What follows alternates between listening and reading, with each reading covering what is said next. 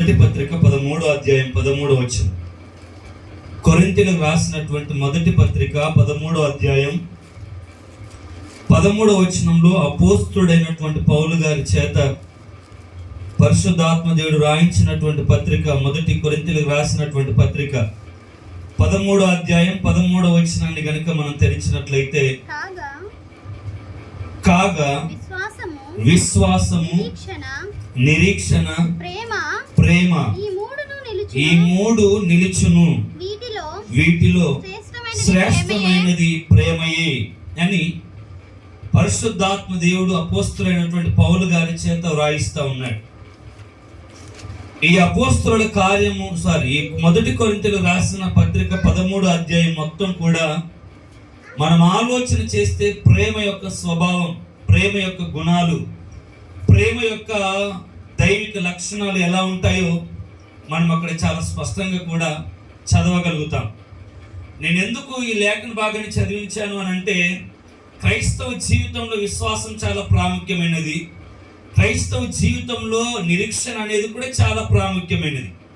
ఎందుకు ఈ నిరీక్షణ అంటే, క్రీస్తు ఇదిగో ఈ భూమి మీదకి రాబోతున్నాడు అని ప్రతి క్రైస్తవుడు ఎదురు చూచేది నిరీక్షణ. అయితే ఈ మూడింటిలో శ్రేష్టమైనది ఏది అని చెప్పాడు అని అంటే ప్రేమ అని అన్నాడు. ఏదంట? ఈ మూడింటిలో శ్రేష్టమైనది ఏది అని అంటే ప్రేమ అన్నాడు. నేను ఎందుకు ఈరోజు ఈ మాటలు చెప్పాలనుకుంటున్నానంటే, నిన్నటి దినాన ప్రేమికుల దినోత్సవం లేదా వ్యాలంటైన్స్ డేగా చాలా మంది జరుపుకున్నారు. వారు ఎందుకు అది జరుపుకున్నారో మనకైతే తెలియదు, కానీ ఒక నిజమైన ప్రేమను ఈరోజు మీకు పరిచయం చేయాలని నేను ఆశపడతా ఉన్నాను.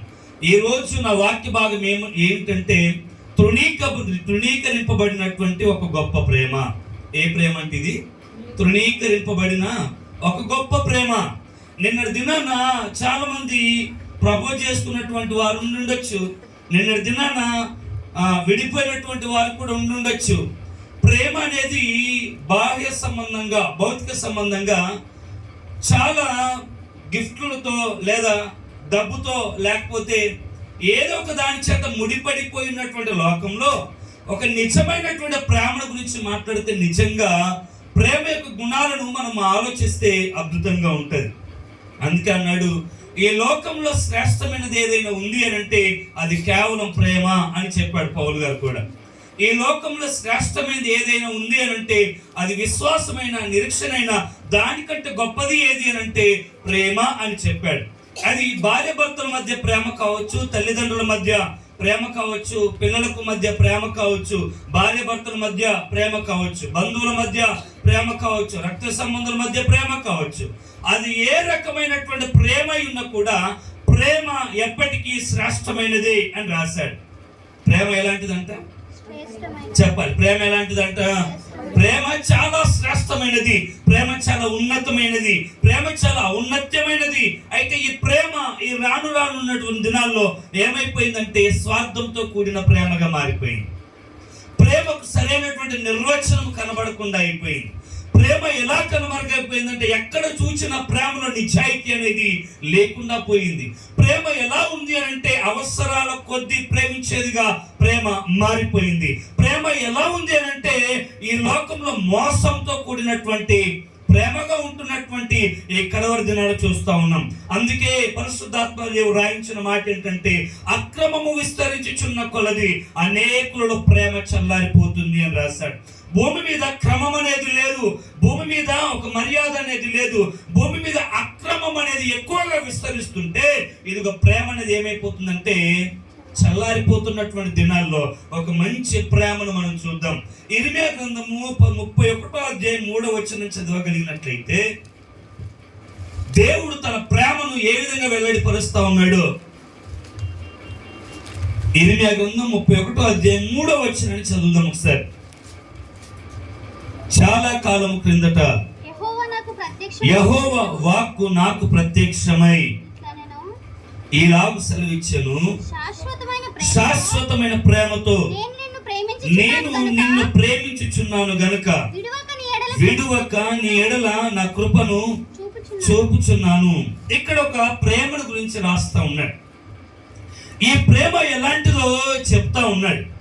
భక్తుడైనటువంటి యిర్మీయాకు దేవుడు ప్రత్యక్షమై ఇశ్రాయేలు జనాంగంతో యూదా వారితో మాట్లాడుతున్నటువంటి మాట ఏంటంటే, ఇదిగో శాశ్వతమైన ప్రేమతో నేను నిన్ను ప్రేమించుచున్నాను అని రాస్తా ఉన్నాను. ఎలాంటి ప్రేమ అట ఇది అని అంటే శాశ్వతమైన ప్రేమ. హల్లెలూయా శబ్దం దగ్గర హల్లెలూయా.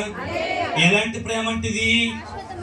శాశ్వతమైన ప్రేమతో నిన్ను ప్రేమించుచున్నాను అని రాశాడు. ఈ ప్రేమ శాశ్వతమైన ప్రేమ. మళ్ళీ చెప్తాం, ఏ ప్రేమ అంటే ఇది? మరొక చెప్తాం దగ్గర, ఏ ప్రేమ అంటే ఇది? శాశ్వతమైన ప్రేమ. అంటే దాని అర్థం ఏంటి? ఒక సంవత్సరం వరకు ఉండి తర్వాత లేకుండా పోయేదా?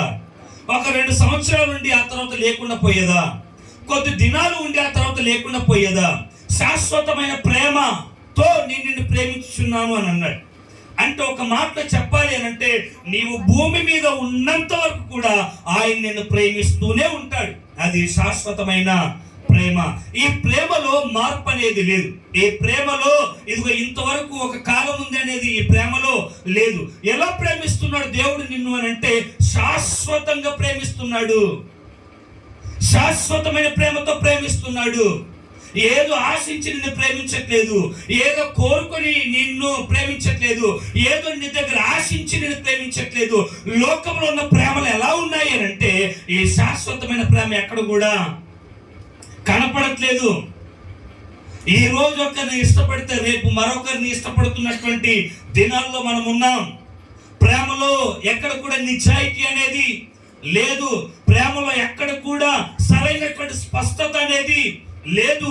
ఎందుకు ప్రేమిస్తున్నారో కూడా తెలియదు, ఎంతవరకు ప్రేమిస్తారో కూడా తెలియదు, ఎప్పటి వరకు నిన్ను ప్రేమించి నీతో ఉంటారో కూడా తెలియదు.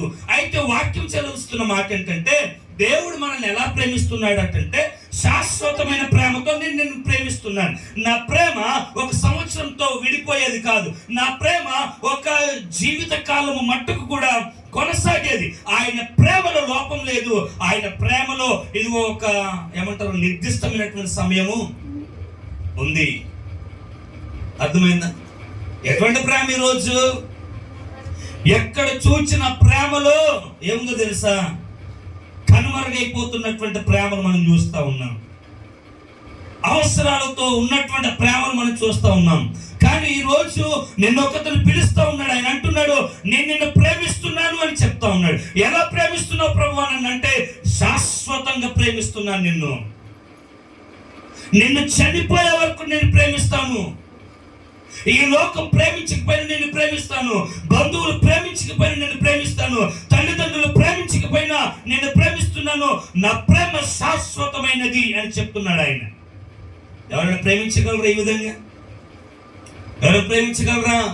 నిన్ను శాశ్వతంగా ప్రేమించిన ప్రేమ ఒకటే నీకు దొరికిందా? ఇదిగో నేను శాశ్వతంగా నేను ప్రేమిస్తున్నాను, మరణం వరకు నేను ప్రేమిస్తున్నాను అని చెప్పగలిగిన ప్రేమ నీకు ఒకటైనా కనబడిందా? ఈ రోజు నా ప్రభు నేను పిలుస్తున్నాడు, రా నా యొద్దకు, నేను నిన్ను ప్రేమిస్తున్నాను. నా ప్రేమ శాశ్వతమైనది, నా ప్రేమ ముగిసేది కాదు. నేను నిన్ను ప్రేమిస్తున్నాను. ఆయన పిలుస్తూ ఉన్నాడు. అందుకే చెప్తా ఉన్నాడు, విశ్వాసము, నిరీక్షణ, ప్రేమ, ఈ 3 నిలుస్తాయి. అయితే ఈ 3లో శ్రేష్టమైనది ప్రేమే. ఏ ప్రేమ తెలుసా? ఈ లోకంలో ఉన్న ప్రేమ కాదు. ఈ లోకంలో ఉన్న ఏ ప్రేమ శాశ్వతమైనది కాదు. ఈ లోకంలో ఉన్న ఏ ప్రేమ ఇదిగో నిరంతరం ఉండేది కాదు. ప్రతి ప్రేమకు ఏదో ఒక గమ్యం లేకుండా పోయింది. కానీ ఈయనంటా ఉన్నాడు, నేను నిన్ను ప్రేమిస్తున్నాను శాశ్వతమైనటువంటి ప్రేమతో. హల్లెలూయా, హల్లెలూయా. అయితే ఈ లోకంలో మొత్తం ఎలా ఉందంటే, ప్రేమిస్తున్నాను ప్రేమిస్తున్నాను ప్రేమిస్తున్నాం అని చెప్తా ఉన్నారు. ప్రేమిస్తున్నాం అనడానికి రుజువు ఏమైనా ఉందా? ప్రేమిస్తున్నాం అనడానికి ఆనవాళ్ళు ఏమైనా ఉన్నాయా? ఎందుకు లేవండి. నిన్ననే మామూలు 50,000 రూపాయలు ఫోన్ ఇచ్చాడు కదా, నిన్ననే. తర్వాత ఏముంటుంది, ఇంకా ఏమన్నా చెప్పచ్చు కదా.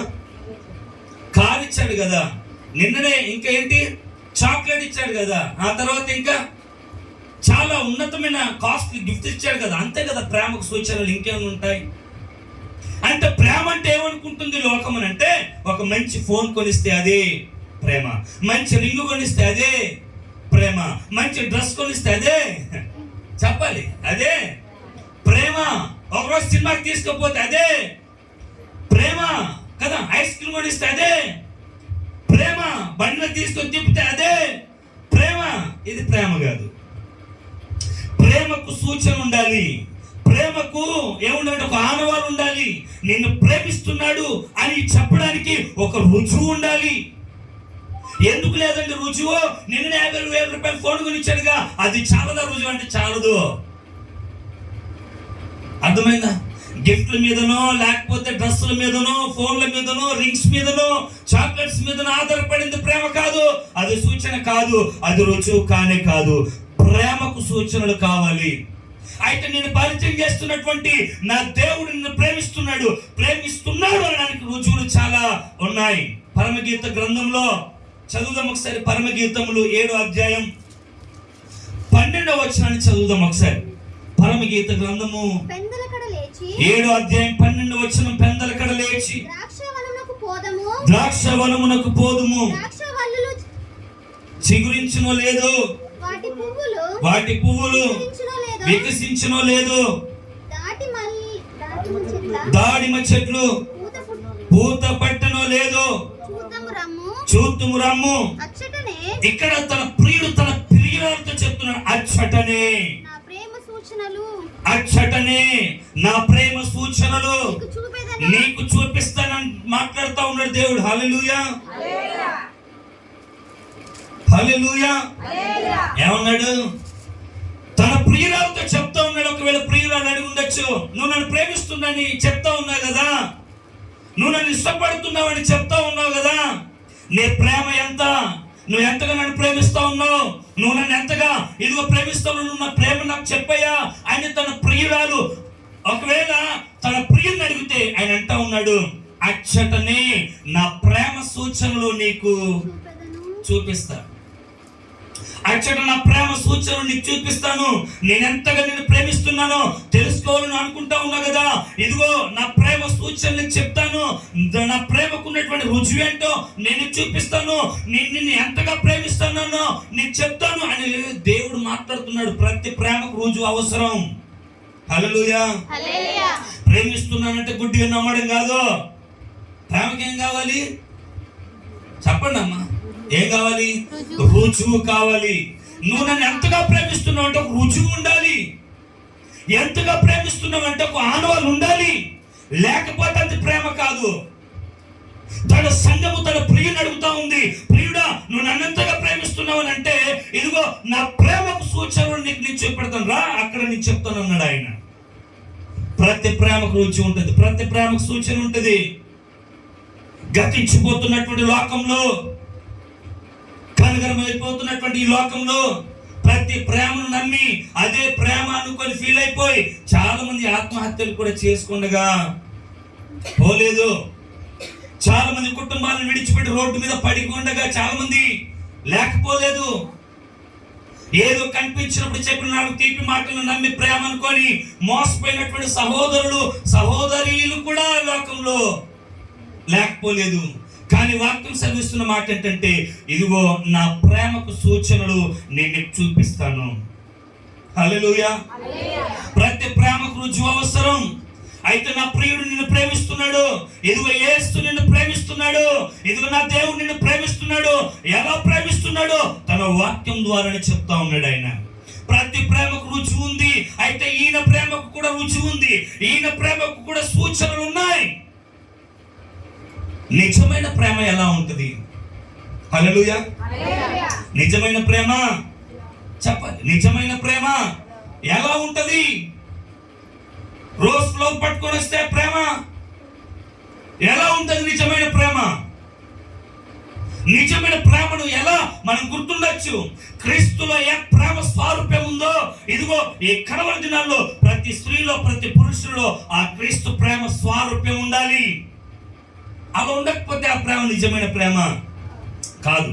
క్రీస్తు చెప్తున్నాడు, నువ్వు క్రీస్తుని రుచి చూస్తే, క్రీస్తు ప్రేమను తెలుసుకుంటే, క్రీస్తు నీలో నివసిస్తే, క్రీస్తు వాక్యం చేత నువ్వు కడగబెడితే, క్రీస్తు వాక్యం నీలో పని చేస్తే, క్రీస్తు ప్రేమ గుణాలు నువ్వు గుర్తెరిగితే ఇతరుల ఎడలో కూడా అదే ప్రేమ స్వభావాన్ని కలిగి ఉంటావు. హల్లెలూయా. క్రీస్తు ప్రేమ తెలియకపోతే ఇతరులతో నువ్వు ఆ విధంగా ప్రేమ స్వభావంతో నువ్వు ఉండలేవు. క్రీస్తు ప్రేమ పూర్తిగా నీ నరనరాల్లో ప్రేమలో ఇమడకపోతే నువ్వు ఇతరులను క్రీస్తులాగా ప్రేమించలేవు, ఇతరులను క్రీస్తులాగా నువ్వు చూడలేవు. క్రీస్తు ప్రేమించిన విధానం వేరు, క్రీస్తు చూసిన విధానం వేరు, మనుషులను ప్రేమించిన విధానం వేరు. హల్లెలూయా. మనం కూడా ప్రేమను రుచి చూస్తే, మళ్ళీ చెప్తున్నాను, క్రీస్తు ప్రేమను సంగమా నువ్వు రుచి చూస్తే, ఇదిగో ఆ ప్రేమను నువ్వు అనుభవిస్తే మరలా ఇతరులను కూడా నువ్వు ఆ విధంగా ప్రేమిస్తావు. హల్లెలూయా. ఇతరులను కూడా చెప్పాలి, ఇతరులను కూడా ఆ విధంగా మనము ప్రేమిస్తాం. ప్రేమలో ఉన్నటువంటి చాలా గుణాలు ఉన్నాయి యేసు ప్రేమలో, కానీ ఆయన ప్రేమలో ఉన్నటువంటి శ్రేష్టమైనటువంటి గుణగణాలు ఏంటో ఒక 3 చెప్పిన వాక్య భాగాన్ని నేను ముగించేస్తాను. నిజమైన ప్రేమలు కరువైపోతున్న దినాల్లో ఇదిగో ఒక ఆయన నేను ప్రేమిస్తున్నానని చెప్తా ఉన్నాడు. ఆయన ప్రేమ ఎలాంటిది? ఒకవేళ ఈ కడవరి దినాల్లో నీ భార్య ద్వారా, నీ భర్త ద్వారా, నీ కుటుంబం ద్వారా ఈ ప్రేమ కొద్దు అయితే, ఒకవేళ మనం ప్రేమలో ఉండినటువంటి వారం అయితే ఈ గుణాలు కనిపించకపోతే ఆ ప్రేమ నమ్మకమైనటువంటి ప్రేమ కాదు. ఏంటయ్యా క్రీస్తులో ఉన్నటువంటి ప్రేమ, ఏది నిజమైన ప్రేమ అని అనగనక మనం చదివితే మొట్టమొదటిది, ప్రేమలో ఏముండదు అని అంటే షరతులు ఉండవు. హల్లెలూయా. మొట్టమొదటిది ఏంటంటే ప్రేమలో షరతులు ఉండవు, కండిషన్స్ ఉండవు. ప్రేమలో కండిషన్స్ ఉండవు. ఎప్పుడు చెప్పు, లోకంలో ఏమున్నాయి? ప్రతి ప్రేమలో ఏమున్నాయి? కండిషన్స్ ఉన్నాయి.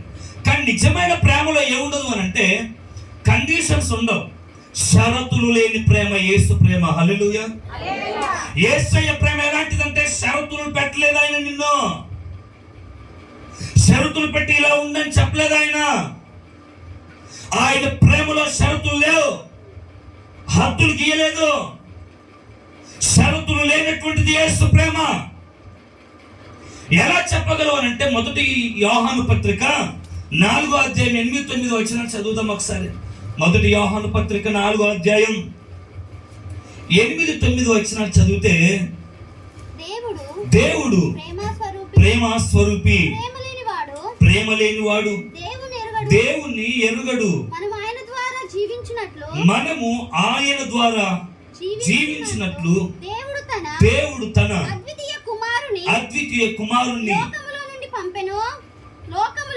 లోకములోనికి పంపెను. దీని వలన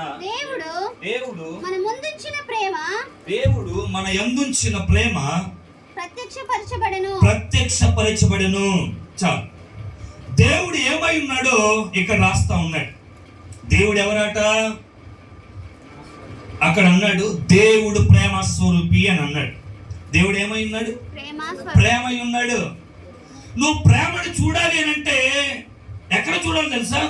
దేవునిలో చూడాలి. ఎక్కడ చూడాలి?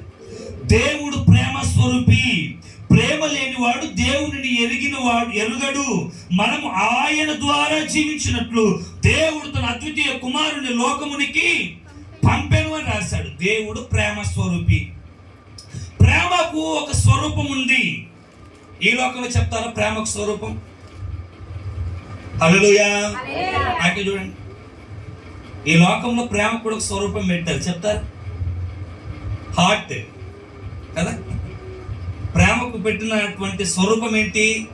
హార్ట్. అంటే హార్ట్ సింబల్ కనిపిస్తే అదేంటట్టుగా చెప్పాలి, ఏంటి? ప్రేమ. కానీ అది కాదు, హార్ట్ సింబల్ ప్రేమ కాదు. ఇక్కడ అన్నాడు దేవుడే ప్రేమకు స్వరూపం. హల్లెలూయా.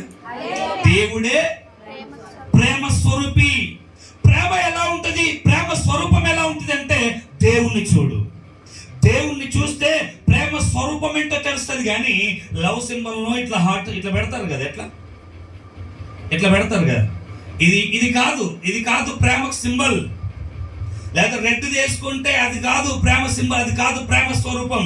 దేవుడే ప్రేమ స్వరూపి. ప్రేమకు ప్రతిరూపం ఆయన. ప్రేమను చూడాలంటే, ప్రేమ యొక్క స్వరూపాన్ని చూడాలంటే ఆయన చూడు.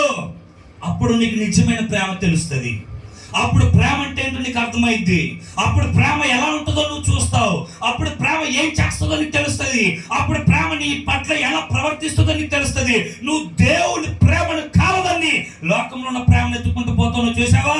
ఆ ప్రేమ నిన్ను కాలదనుతా ఉంది. ఈరోజు దేవుడే ప్రేమ స్వరూపి. ఈ ప్రేమ ఎలాంటిదో తెలుసా? షరతులు లేనటువంటి ప్రేమ. అదేంటయ్యా? ఇదిగో ప్రతి ప్రేమలో షరతులు ఉన్నాయి కదా. షరతులు లేకపోతే ఇదిగో ఇద్దరి మధ్య ఏమంటారు, బాండింగ్ అంతేమి కూడా ఉండదు కదా. ప్రతి ప్రేమకు షరతులు ఉన్నాయి కదా అని అంటే నా ప్రభు అంటాడు, ఇదిగో నేను ప్రేమించాలి అని అంటే నీలో ఏ షరతును కూడా నేను చూడను అని అన్నాడు ఆయన. ఎలా చెప్తావు బ్రదర్ అంటే, ఇదిగో రోమిలకు రాసినటువంటి పత్రిక 5:8 చదువుదాం ఒకసారి.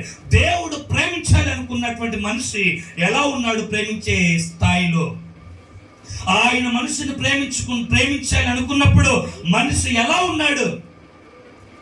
రోమిలకు రాసిన పత్రిక 5:8 అయితే దేవుడు మన ఎడల తన ప్రేమను వెల్లడిపరచుచున్నాడు. ఎట్లనగా మనమింకను పాపులమై ఉండగానే మనమింకను నీతిమంతులమై ఉండగానే అని చెప్పాడా? హల్లెలూయా. దేవుడు తన ప్రేమను మన ఎడల వెల్లడిపరుచుచున్నాడు, వ్యక్తపరుస్తున్నాడు. అంతే కదా, వ్యక్తపరుస్తూ ఉన్నాడు.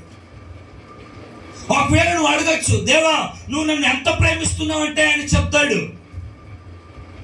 ప్రభువా నీ ప్రేమ ఎలాంటిది? ఇదిగో సులమితుతో చెప్పాడు కదా పరమగీత గ్రంథంలో, అచ్చటనే నా ప్రేమ సూచనలు నీకు చూపిస్తాను అని అన్నాడు. ఇక్కడ కూడా అన్నాడు, దేవుడు మన ఎడల తన ప్రేమను వెల్లడిపరుచుచున్నాడు, వ్యక్తపరుస్తున్నాడు, చెప్తా ఉన్నాడు. చాలా మంది అంటారు, చెప్తేనే కదా ప్రేమ తెలుస్తుంది, మరి చెప్పు అని అంటారు. ఎలా చెప్తారు?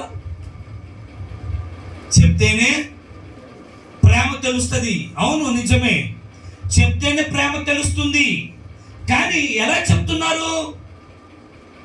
దేవుణ్ణి కూడా నువ్వు అడుగు, అయ్యా నువ్వు నన్ను ఎలా ప్రేమిస్తున్నావు అంటే వాక్యమే ప్రామాణికం. ఆయన అంటాడు, నేను నిన్ను ఎలా ప్రేమించానో తెలుసా? నేను నిన్ను ఎప్పుడు ప్రేమించానో తెలుసా? నువ్వు పాపంతో కొట్టుమిట్టాడుతున్నప్పుడు నిన్ను ప్రేమించాను. నేను ప్రేమించాను ఎప్పుడో తెలుసా? నువ్వు దీన దరిద్ర స్థితిలో ఉన్నప్పుడు నేను ప్రేమించాను. పాపంతో ఉన్నప్పుడు ఒక పరిశుద్ధుడైన దేవుడు, నీతిమంతుడైన దేవుడు, ఏ కల్మషం లేనటువంటి దేవుడు, అపరాధం ఏంటో తెలియనటువంటి దేవుడు, పాపమును చూస్తే జీర్ణించుకోలేనటువంటి దేవుడు, దైవత్వం విడిచిపెట్టే సహా ఒక పాపి అయిన మనుషుని ప్రేమించారు. చూసావా? అది నిజమైనటువంటి ప్రేమ. అది ప్రేమ. దేవా నువ్వు నన్ను ఎలా ప్రేమిస్తున్నావు అంటే ఆయన అంటాడు, నువ్వు పాపిగా ఉన్నప్పుడే నేను నిన్ను ప్రేమించాను. నువ్వు ప్రేమించిన అమ్మాయి కావచ్చు, నువ్వు ప్రేమించిన అబ్బాయి కావచ్చు, ఒకవేళ పొరపాటు చేసి దొరికితే నువ్వు నిజంగా ప్రేమిస్తావా? ప్రేమిస్తావా? కన్నా ప్రభు అంటాడు, ఎన్ని పొరపాట్లు చేసి నేను ప్రేమిస్తూనే ఉంటాను. అది యేసు ప్రేమ. ఎన్నిసార్లు పడిపోయినా నేను ప్రేమిస్తూనే ఉంటాను. నా ప్రేమ నీ మీద మారదు. శాశ్వతమైన ప్రేమతో నిన్ను ప్రేమిస్తున్నాను అని చెప్పే మాట కాదు. చాలా మంది చెప్తా ఉంటారు, చనిపోయే వరకు ప్రేమిస్తారని. మాటకు పరిమితం అయిపోతుంది ప్రేమ. అయితే నా ప్రభు అన్నాడు, నిన్ను నేను శాశ్వతంగా ప్రేమిస్తున్నాను. ఎవరు ప్రేమిస్తారు చెప్పండి? లోపములు నీలో ఉంటే ఎవరు నిన్ను ప్రేమిస్తారా? ఏ దోషమైన నీలో కనబడితే ఎవరు నిన్ను ప్రేమిస్తారా? ఏ తప్పైన నీలో కనబడితే నిన్ను ప్రేమించే వాళ్ళు ఉన్నారా? హలో, ఉన్నారా? ఎవరైనా ప్రేమిస్తారా? నీ భార్య నిన్ను ప్రేమిస్తుందా? పోనీ ప్రేమిస్తుందా? సరే పోనీ లేని భర్తే కానీ క్షమిస్తుందా? బట్టలు సర్దుకొని ఇంటికి వెళ్ళిపోద్ది కదా. భార్యలు ఏమైనా తప్పు కనబడితే భర్త కొట్టి మరి తన పుట్టింటికి పంపించేస్తాడు. ఇదా ప్రేమ? ఈ ప్రేమ కోసమా నువ్వు ఇంతగా చేసింది? ఈ ప్రేమ ఎలాంటిదో తెలుసా? నీవు పాపంలో పడి ఉండగా నిన్ను ప్రేమించిన ప్రేమ. హల్లెలూయా. అందుకే చెప్తున్నాను, యేసు నిన్ను ప్రేమిస్తున్నాడు. యేసు నిన్ను ప్రేమిస్తున్నాడు. ఎలా ప్రేమిస్తున్నాడో తెలుసా? ఈ లోకంలో ఏ ప్రేమ చేత నువ్వు మోసపోయి ఒకవేళ అందరూ విడిచిపోయినా ఇదిగో ఆయన అంటున్నాడు, రా నేను నిన్ను ప్రేమిస్తున్నాను. రా నిన్ను ప్రేమిస్తున్నాను, నిజమైన ప్రేమ ఏంటో నేను నీకు రుచి చూపిస్తాను రా, నా ప్రేమ స్వభావం ఏంటో నేను నీకు పంచుతాను రా అని ఆయన నిన్ను పిలుస్తున్నాడు. రాగలిగితే ఆయన యొద్దకు, ఆయన నిన్ను ప్రేమించడానికి సంసిద్ధంగా ఉన్నాడు. లోకంలో చాలా మంది భర్తల ప్రేమ కోల్పోయి ఒంటరిగా బ్రతుకున్న వారు ఉన్నారు, భార్యల ప్రేమ కోల్పోయి ఒంటరిగా బ్రతుకుతున్నటువంటి వారు ఉన్నారు. చిన్న చిన్న లోపాలను కూడా సహించుకోకుండా ఈ లోకంలో ఉన్న వాటిని బంధాలను తెంచుకొని బ్రతుకుతున్నటువంటి వారు ఉన్నారు. ఒకవేళ ప్రతి బంధాన్ని తెంచుకొని ప్రేమ కరువైపోయి దిక్కు తోచని పరిస్థితులని ఉంటే, ఇదిగో యేసు అంటున్నాడు, నేను నిన్ను బిగ్గరగా, నేను నిన్ను ప్రేమిస్తున్నాను, నేను నిన్ను ప్రేమిస్తున్నాను. యేసు నిన్ను ప్రేమిస్తున్నాడు. వాక్యం చెప్తుంది, నీవు ఇంకా పాపి అయి ఉండగానే ఆయన నిన్ను ప్రేమించాడు. నువ్వేదో నీతిమంతులమని ప్రేమించలేదు, మన మీద పరిశుద్ధమని ప్రేమించలేదు, మన మీద బాగా భక్తి చేస్తున్నామని ప్రేమించలేదు, ఏదో మన దగ్గర బాగా డబ్బు ఉందని ప్రేమించలేదు, ఏదో మన దగ్గర బాగా అందం ఉన్నదని ప్రేమించలేదు, లేదో ఏదో ఉన్నతమైన కులమని ప్రేమించలేదు. అర్థమైందా? కానీ ఇప్పుడు ఎలా ప్రేమిస్తారు? డబ్బుందా? ప్రేమిస్తాను. ఉన్నతమైన కులస్తునేనా? ప్రేమిస్తాను. కారుందా? ప్రేమిస్తాను. చెప్పండి, ఇంకా మంచి హోదా ఉందా? ప్రేమిస్తాను. కానీ ఏమి లేకపోతే ప్రేమించగలవా? ప్రేమించలేవు. కానీ నేను అంటున్నాడు, నీ దగ్గర ఏది లేకపోయినా నేను నిన్ను, అది ప్రేమ, అది ప్రేమ. హల్లెలూయా, హల్లెలూయా. ఒక సందర్భాన్ని చూద్దాం ఒకసారి.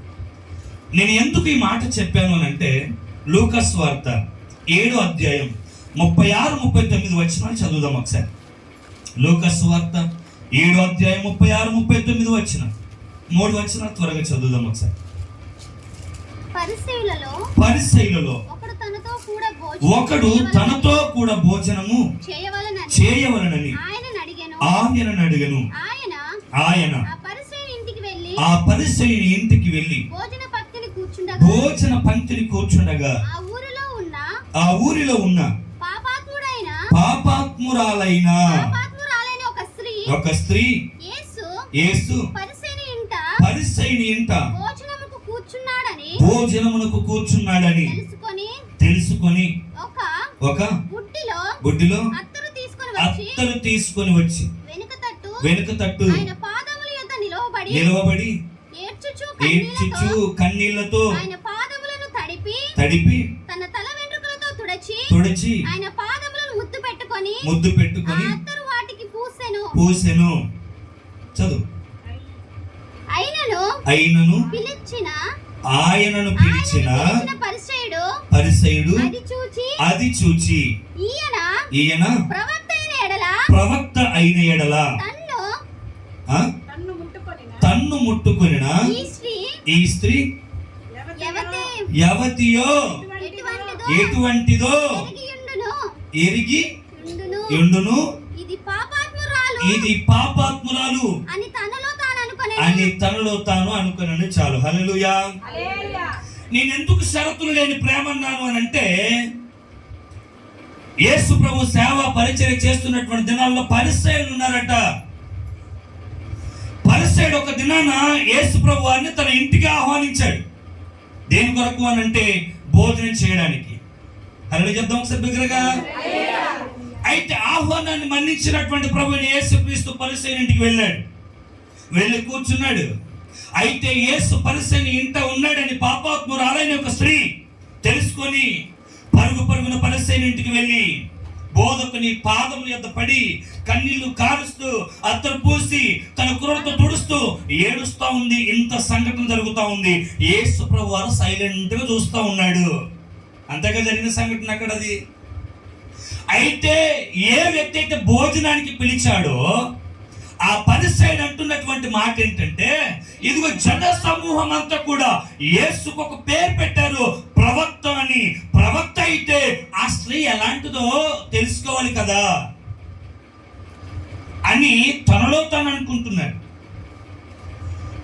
పరిసయ్యుని యొక్క ఆలోచన విధానం ఏంటో తెలుసా? ఒకటి, ఆ స్త్రీని ఏమన్నాడు తెలుసా? ఇది యవతియో అని అన్నాడు. ఈమె ఎటువంటిదో అని అన్నాడు. రెండోది, ఇది పాపాత్మురాలు అని అన్నాడు. నేను అంటాను, ఇప్పుడు ఆ పరిసయుడు మనిషే, ఆ స్త్రీ కూడా మనిషే. ఇప్పుడు చెప్పండి, పరిసయుడు ఆమె నిజంగా ప్రేమించాడా? ప్రేమించలేదు. ఎందుకు ప్రేమించలేకపోయాడు? పాపం అడ్డొచ్చింది. ఎందుకు ప్రేమించలేదు పరిసయుడు అనంటే పాపం అడ్డొచ్చింది. కానీ రోమిలకు రాసిన పత్రికలో మనం చదువుకున్నాం, ఆయన మనము ఇంకా పాపులమై ఉండగానే తన ప్రేమను వెల్లడిపరిచాడు. ఆయన మనల్ని ప్రేమించాడు. పాపాత్మురాలైన స్త్రీ పట్ల ఆయన తారతమ్యం చూపలేదు. పాపాత్మురాలైన స్త్రీ అని ఇదిగో పో అని చెప్పలేదు. ఆయనను ప్రేమించాడు. ఆయన ప్రేమించాడు. లోపం ఉంది కాదనట్లేదు కానీ ప్రేమించాడు. పాపం చేసింది కాదనట్లేదు కానీ ప్రేమించాడు. పొరపాటు జరిగింది కాదనలేదు కానీ ప్రేమించాడు. ఏ ప్రేమ నీకుందా? ఈరోజు క్రీస్తుని నమ్ముకున్నావు, ప్రేమించగలవా? మళ్ళీ చెప్తున్నాను, ప్రేమించగలవా? ఏ మత పెద్ద కావచ్చు, అది ఏ మతం కావచ్చు, వాడు ఏ గురువు కావచ్చు, తన కుటుంబంలో తన కూతురు పొరపాటు చేసిన, తన భార్య పొరపాటు చేసిన ప్రేమించే ప్రేమ గుణం ఉందా? చిన్న పొరపాటు చేస్తే వదులుకోవాలని చూస్తున్నటువంటి దినాలు ఇవి. కానీ నా ప్రభు అంటున్నాడు, పాపం చేసింది నేను కాదనట్లేదు కానీ నేను ప్రేమిస్తున్నాను. అది ప్రేమ, అది నిజమైన ప్రేమ. కండిషన్లు పెట్టలేదు ఆయన, షరతులు ఏం పెట్టలేదు. నీతిమంతుల్ని ప్రేమిస్తానని చెప్పలేదు, పరిశుద్ధుల్ని ప్రేమిస్తానని ఆయనేమి చెప్పలేదు. ఆయనకు అందరూ కావాలి. హల్లెలూయా. ఆయనకు అందరూ కావాలి. నువ్వు పాపం చేసుకోవటం ఎట్లాడుతున్నావో తెలియదు, ఏ వ్యసనంలో ఉన్నావో తెలియదు, ఏ వ్యాధితో బాధపడుతున్నావో తెలియదు, ఏ కులమో తెలియదు, ఏ మతమో తెలియదు, నీ స్థితిగతులు ఎలా ఉన్నాయో తెలియదు. ఈ రోజు నా ప్రభు నిన్ను ప్రేమిస్తున్నది గొప్ప సువార్త. హల్లెలూయా. ఆయన నిన్ను ప్రేమిస్తున్నాడు. ఆయన నిన్ను కావాలనుకుంటా ఉన్నాడు. లోకమంతా నిన్ను ఇదిగో నీకున్నదంతా కూడా వినియోగించుకుని నిన్ను వదిలేసి దిక్కుదోచిన పరిస్థితిలో ఉంటే నా ప్రభు అంటా ఉన్నాడు, నేను నిన్ను ప్రేమిస్తున్నాను. నిన్ను ఆయన ప్రేమిస్తున్నాడు. ఆయన షరతులు ఏమైనా చెప్పాడా? కండిషన్స్ ఏమైనా పెట్టాడా? ఇక్కడి నుంచి లేచిపో అని అన్నాడా? ఆయన అనలేదు. క్షమించాడు. అది ప్రేమకున్నటువంటి మొట్టమొదటి గుణం. ప్రేమించగలుగుతావని భార్యని? అన్నా ప్రేమించగలుగుతామా? తమ్ముడు, అక్క ప్రేమించగలుగుతామా? అయితే నీది నిజమైన ప్రేమ కాదు.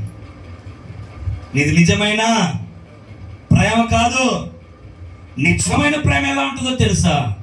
లోపములను సైతం సరి చేస్తుంది. అది నిజమైన ప్రేమ. తప్పులను కూడా సరి చేసుకుంటుంది. అది నిజమైన ప్రేమ. ఇదిగో ఆయన ప్రేమ నిజమైనది. ఇదే సూచన. సులమితుతో చెప్పాడు కదా, నా ప్రేమకు సూచనను అడిగావు కదా, అచ్చట నేను చెప్తానని. ఈరోజు చెప్తున్నాడు, నేను నిన్ను ప్రేమిస్తున్నాను. కండిషన్స్ ఏం పెట్టలేదు. నువ్వు ఎలా ఉన్నా కూడా నేను నిన్ను ప్రేమిస్తాను.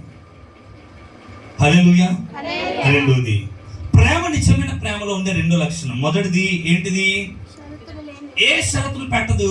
ఆయన నిస్వార్థంగా నిన్ను ప్రేమిస్తాడు. రెండవ లక్షణం, ప్రేమకు ఉన్నటువంటి లక్ష్యాన్ని కనుక మనం చూస్తే, మొదటి యోహాను పత్రిక 3వ అధ్యాయం 16వ వచనాన్ని చదువుదాం ఒకసారి. మొదటి యోహాను పత్రిక 3వ అధ్యాయం 16వ వచనం. ఆయన మన నిమిత్తం తన ప్రాణము పెట్టెను గనుక దీని వలన ప్రేమ ఎట్టిదని తెలుసుకొనిచున్నాము. ఎలా తెలుసుకుంటావు ప్రేమ ఎట్టిదని? హల్లెలూయా. ఇక్కడ చెప్దాం, హల్లెలూయా. మొదటి యోహాను పత్రిక 3వ అధ్యాయం 16వ వచనంలో చెప్తా ఉన్న మాట ఇది. రెండోది, ప్రేమను గురించి నువ్వు తెలుసుకోవాలి అని అంటే ఇక్కడ చెప్పాడు, ఆయన మన నిమిత్తము తన ప్రాణము పెట్టెను గనుక దీని వలన ప్రేమ ఎట్టిదని తెలుసుకొనిచున్నాము. నువ్వు ఎలా తెలుసుకుంటావు క్రీస్తు ప్రేమను? బ్రదర్, క్రీస్తు ప్రేమను ఎలా చెప్తావు బ్రదర్ అని అంటే, ఇదిగో ఇక్కడ ఉంది. ఆయన మన నిమిత్తం ఏం చేశాడట? చెప్పాలి దగ్గరగా. ఆయన మన నిమిత్తం ఏం చేశాడు? తన ప్రాణమును పెట్టాడు గనుక దీని వలన ప్రేమ ఎట్టిదో ఇదొక సూచన, అంతే కదా, రుజువు. యేసయ్య నువ్వు అడిగితే, యేసయ్య నువ్వు నన్ను ఎలా ప్రేమిస్తున్నావు అంటే, నీ కోసం నేను ప్రాణం పెట్టాను బిడ్డ. ఇదే ప్రేమ. పెట్టాడు, చేసి చూపించాడు, అదే ప్రేమ. రెండోది, ప్రేమకున్నటువంటి నిజమైన గుణం ఏంటో తెలుసా? ప్రేమ త్యాగం చేస్తుంది. ప్రేమలో త్యాగం ఉంటుంది. చెప్దాం, ప్రేమలో ఏముంటుంది? చెప్దాం, ప్రేమలో ఏముంటుంది? కొంచెం బిగ్గరగా చెప్దాం. ప్రేమలో ఏముంటుంది? త్యాగం ఉంటుంది. ఇప్పుడు ప్రాణం పెట్టాడు అంటే దాని అర్థం ఏంటి? తన ప్రాణాన్ని కూడా ఇదిగో ప్రేమించిన వారి కొరకు త్యాగం చేశాడు. అదే కదా అర్థం. ప్రాణం పెట్టాడు. ఎవరి కోసం పెట్టాడు? మన కొరకు పెట్టాడు. మన కొరకు ప్రాణం పెట్టాడు అని అంటే ఎంత ప్రేమించాడు అని అంటే, ప్రాణం పెట్టేంతగా ప్రేమించాడు. ఇప్పుడు మనల్ని ప్రేమించాడు కాబట్టి ప్రాణం పెట్టడం అవసరమైంది. కాబట్టి ఇప్పుడు ఆయన ఏం చేశాడు తెలుసా? ప్రాణాన్ని త్యాగంగా పెట్టేశాడు. ప్రాణాన్ని త్యాగం చేసేసాడు. బ్రతకవలసినటువంటి తాను మన కొరకు చనిపోయాడు, త్యాగం చేశాడు ప్రాణాన్ని. ఈరోజు ఎలా ఉన్నాయి ప్రేమలు? ఈరోజు ప్రేమలు ఎలా ఉన్నాయి? ప్రేమించను అని అంటే యాసిడ్ పోస్తాడు. ప్రేమించను అని అంటే చెప్పాలి, ఇంకేం చేస్తారు? హత్య చేస్తాడు. ప్రేమించను అంటే కిడ్నాప్ చేస్తాడు. ప్రేమించను అంటే అవమానపరుస్తాడు. ప్రేమించను అంటే రేప్ చేస్తాడు. ప్రేమించను అంటే బ్లాక్మెయిల్ చేస్తాడు. ప్రేమించను అన్నప్పుడు అర్థం చేసుకుని త్యాగం చేస్తాడా ప్రేమని? ప్రేమను త్యాగం చేస్తారా? చెప్పు, ప్రేమను త్యాగం చేస్తారా? మరి ఎందుకు నీకు ఆ ప్రేమ? ఎన్ని సంవత్సరాలు అంతా ఉన్నావు కదా, ఇప్పుడు నన్ను విడిచిపెట్టి నువ్వు వెళ్ళిపోతానంటావు, వెళ్ళిపోతావు, నేను చూస్తాను నువ్వు ఎట్లా ప్రశాంతంగా ఉంటావు, నేను చూస్తాను, ఎలా నన్ను కాదని వెళ్ళిపోతావు చూస్తాను, ఎన్ని రోజులు బ్రతుకుతావు చూస్తాను అని ప్రేమ ఇలా చెప్పండి అమ్మా, ప్రేమ ఇలా చెప్పు చెల్లి అంటదా? ఏం చేస్తుంది ప్రేమ? ఏం చేస్తుంది? తెలుగు రాదా? ప్రేమ ఏం చేస్తుంది? త్యాగం చేస్తుంది. యేసయ్యా నువ్వు నన్ను ఎలా ప్రేమించావంటే, నేను నిన్ను ప్రేమించాను. ఎలా ప్రేమించావంటే నా ప్రాణాన్ని నీ కోసం త్యాగం చేశాను అన్నాడు ఆయన. దగ్గరికి చెప్పకూడదు ఆయన కొరకు ఒకసారి. ప్రాణం పెట్టినంత ప్రేమ ఆయనది. నీ కోసం సర్వాన్ని ఇచ్చేంత ప్రేమ ఆయనది. అట్లా ప్రేమించాడు ఆయన నిన్ను కదా. నీ కోసం ఏం చేశాడు ఆయన? ప్రాణాన్ని త్యాగం చేశాడు. ఏం చేశాడు? నీ కొరకు తన ప్రాణాన్ని త్యాగం చేశాడు. అయ్యా నా కొరకు నువ్వు ప్రాణాన్ని త్యాగం చేయాల్సిన అవసరం ఏముంది? ఎందుకు త్యాగం చేశావు? బ్రతుకుతే బాగుండే కదా. చాలా మంది ఈ భూమి మీదకి వచ్చారండి. అవతార పురుషులు ఎన్నబడిన వారు చాలా మంది భూమి మీదకి వచ్చారు. వారి ప్రాణాన్ని దేనికోసం త్యాగం చేశారు తెలుసా? వారి రాజ్యాలు కాపాడు కోసం త్యాగం చేశారు. వారి ప్రాణాన్ని దేనికోసం త్యాగం చేశారు తెలుసా? వారి భార్యను కాపాడుకోవడానికి త్యాగం చేశారు. వారి ప్రాణాన్ని దేనికోసం త్యాగం చేశారో తెలుసా? మరి చూడండి, చరిత్రను చూస్తే వారి ప్రాణాన్ని దేనికోసం త్యాగం చేశారు నాకు తెలియదు, కానీ ఈయన ఉన్నాడు చూసారా? యేసు తన ప్రాణాన్ని త్యాగం చేశాడు.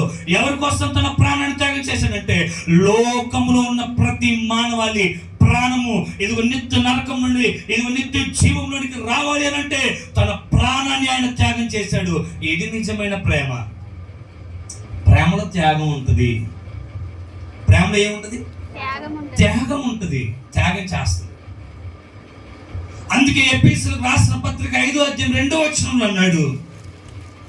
ఎఫెసీయులకు రాసిన పత్రిక 5వ అధ్యాయం 2వ వచనంలో చెప్పాడు, క్రీస్తు నిన్ను ఎంత ప్రేమించాడు అక్కడ రాస్తా ఉన్నాడు.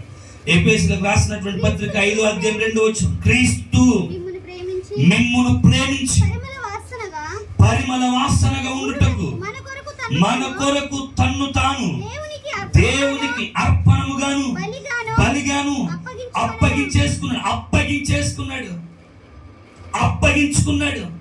మన కొరకు తనను తానే ఏం చేసుకున్నాడంట? చెప్పాలి, ఏం చేసుకున్నాడు? అప్పగించుకున్నటువంటి ప్రేమ అది. అప్పగించేసుకున్నాడు. పూర్తిగా తండ్రికి సరెండర్ అయిపోయాడు. ఇది త్యాగంతో కూడిన ప్రేమ. హల్లెలూయా. క్రీస్తు మిమ్మును ప్రేమించి, క్రీస్తు మనల్ని ప్రేమించి, క్రీస్తు మనల్ని ప్రేమించినప్పుడట మనం అపరాధముల చేత పాపముల చేత చచ్చిపోయి ఉన్నాం. మనసులో ఎటువంటి పరిమళ సువాసన లేదు. మనిషి చచ్చిపోయినటువంటి స్థితిలో పడి ఉన్నాడు.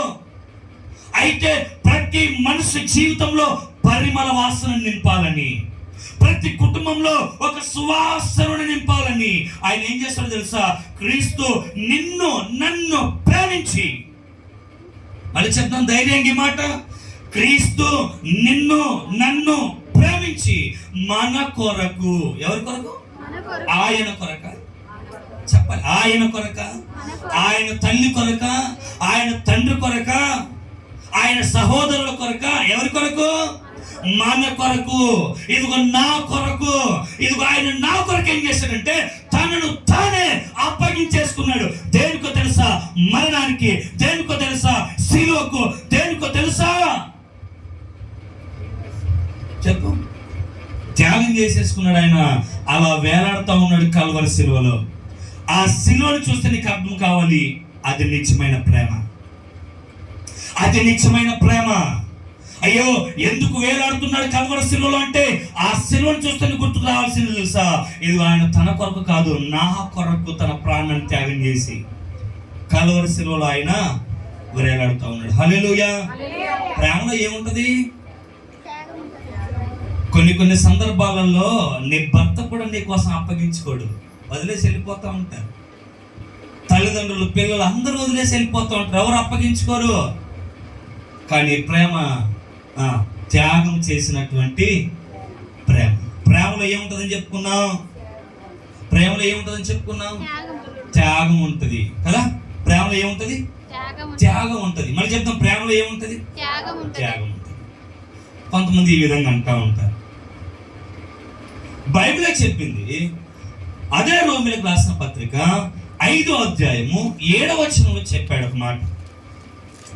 ప్రేమలో త్యాగం ఉంటుంది, కానీ ప్రేమలో త్యాగం ఉన్నప్పటికీ కూడా ప్రేమను గురించి అని చెప్పాలి అంటే 7వ వచనంలో అంటాడు, చదువుదాం త్వరగా.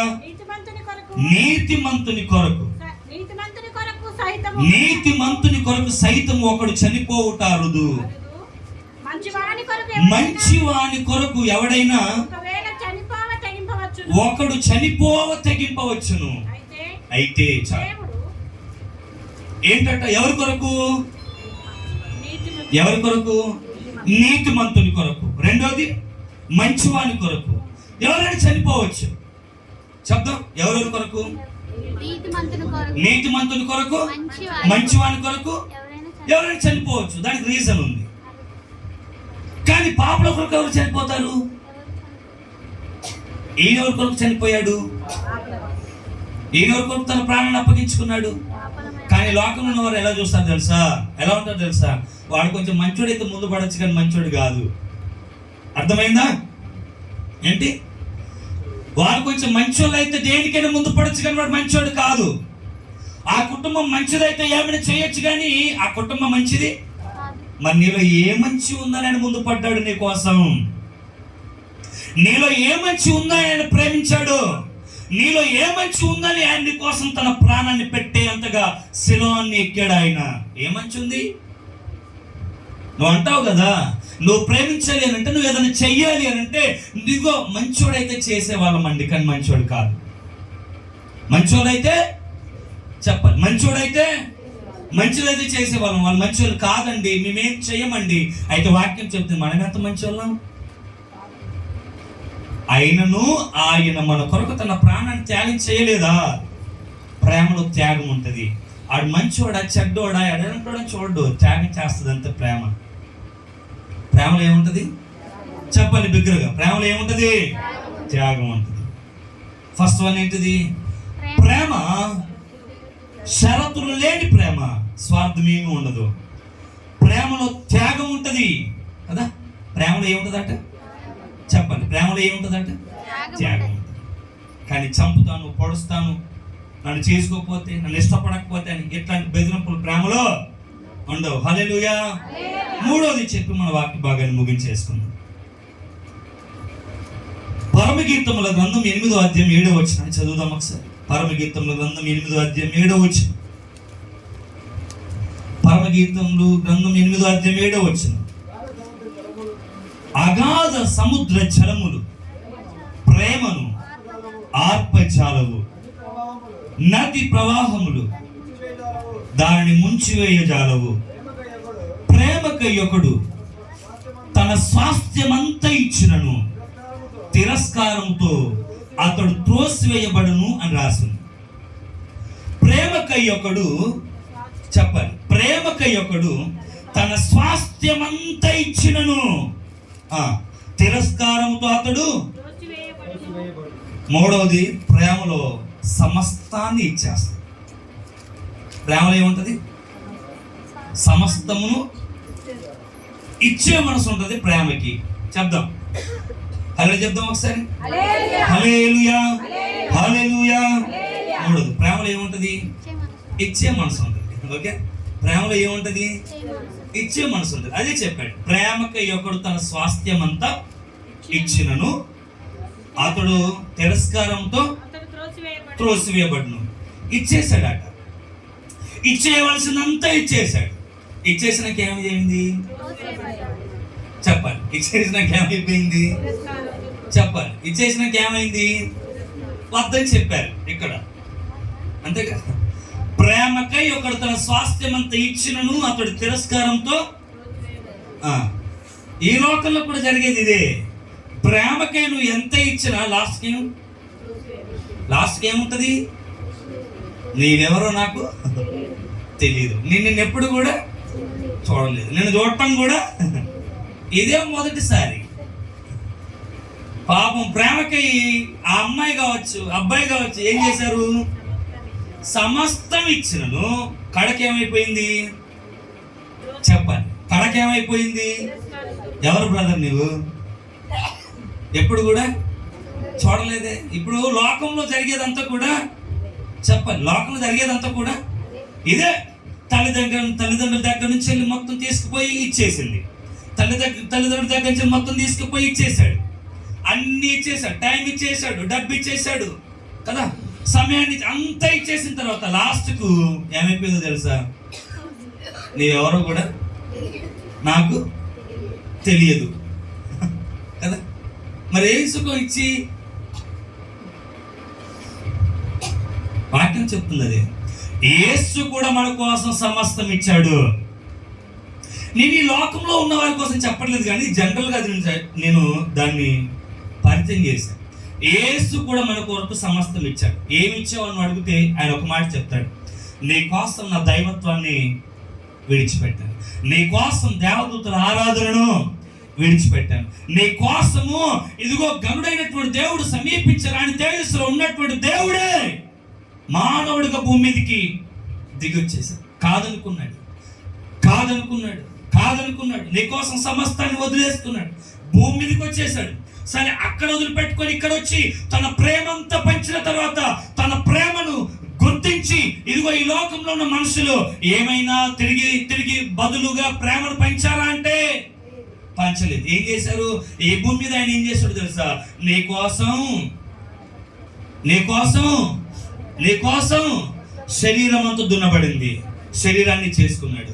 నీ కోసం చెప్పాలి, నీ కోసం ముఖం మీద ఉమ్మేసేసుకున్నాడు, నీ కోసం పిడిగుద్దులు గుద్దాడు, నీ కోసం ముళ్ళ కిరీటం పెట్టేసుకున్నాడు, నీ కోసం సిలువను ఎండలో మోస్తా ఉన్నాడు, నీ కోసం కాళ్ళకు చేతులకు రేకులు దించేసుకున్నాడు, ఇంకా నీ కోసం పక్కలో బల్లపు పోటు నడవలించాడు, ఇంకా నీ కోసం చివరి రక్తమంతటి దారిపోసాడు నీ కోసం.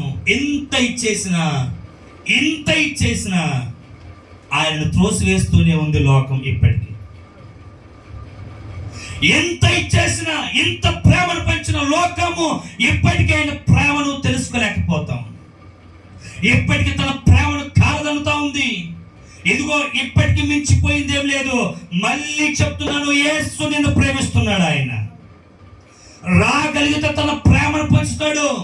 ఇదిగో నీవు ఈ లోకంలో ఉన్న మనుషులందరి కోసం అన్ని ఇచ్చి మోసపోయావేమో నాకు తెలియదు, కానీ ఆయన అంటున్నాడు నీ కోసం అన్ని వదులుకున్నాను రా బిడ్డ, నా ప్రేమను పంచుతానని చెప్తా ఉన్నాడు. ఈ లోకంలో ఇప్పటి వరకు చూస్తే నిన్న ఎంతమంది ఎంత ఇచ్చేశారో, నిన్న హ్యాపీ వ్యాలంటైన్స్ డే కదా, నిన్న ఎంతమంది ప్రేమ కోసం ఎంత ఇచ్చారో తెలియదు, ఎన్ని కాస్ట్లీ గిఫ్ట్స్ ఇచ్చారో తెలియదు, ఏమేమి ఇచ్చారో తెలియదు.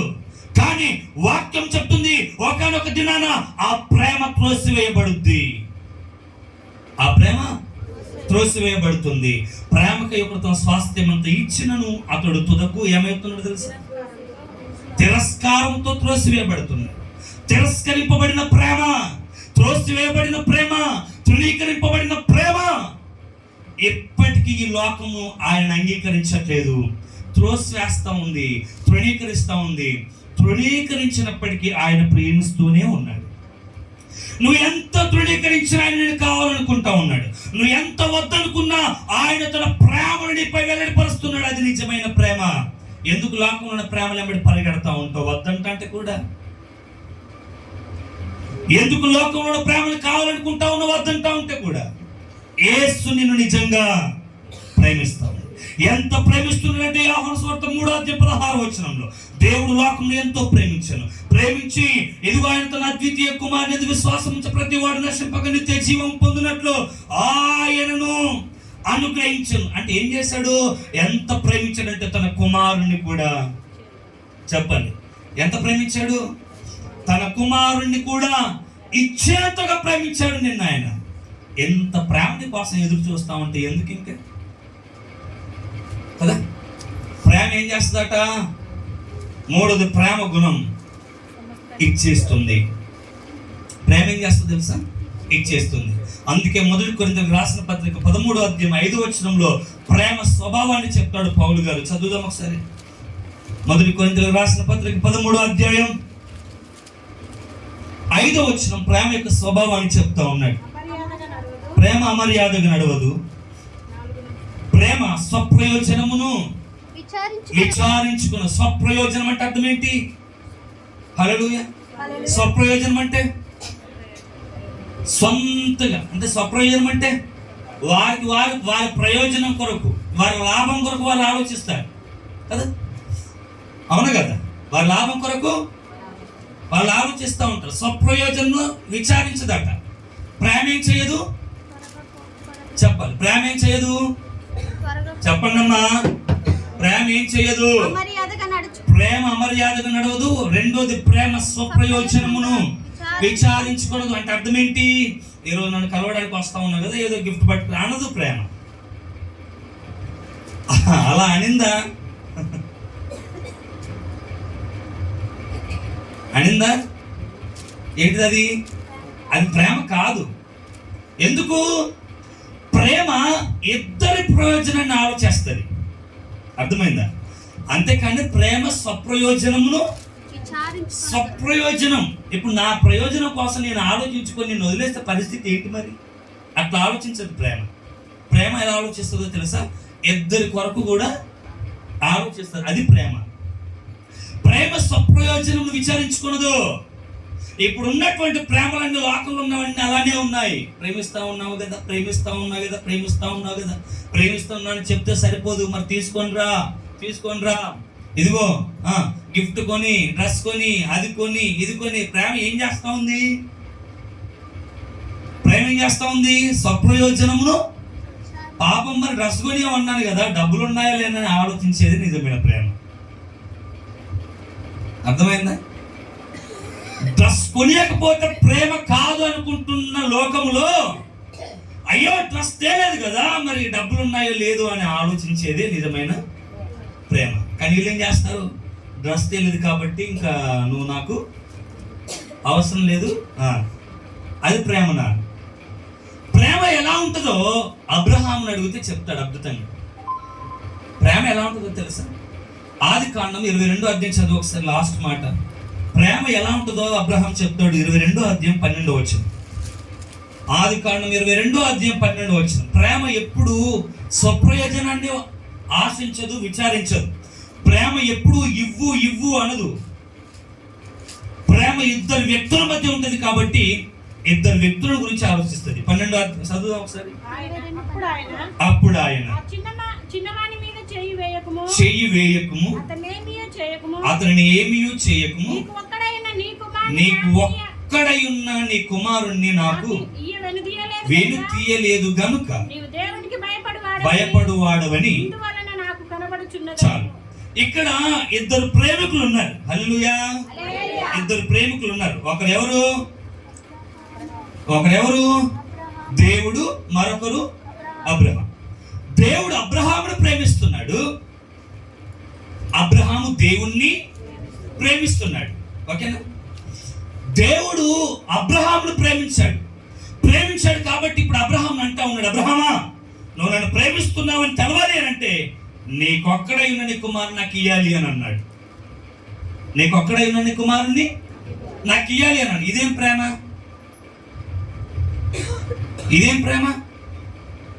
నీకొక్కడై ఉన్న నీ కుమారుని నాకు ఇయ్యాలి అని అంటే అబ్రహాం ఎంత ప్రేమించాడో తెలుసా?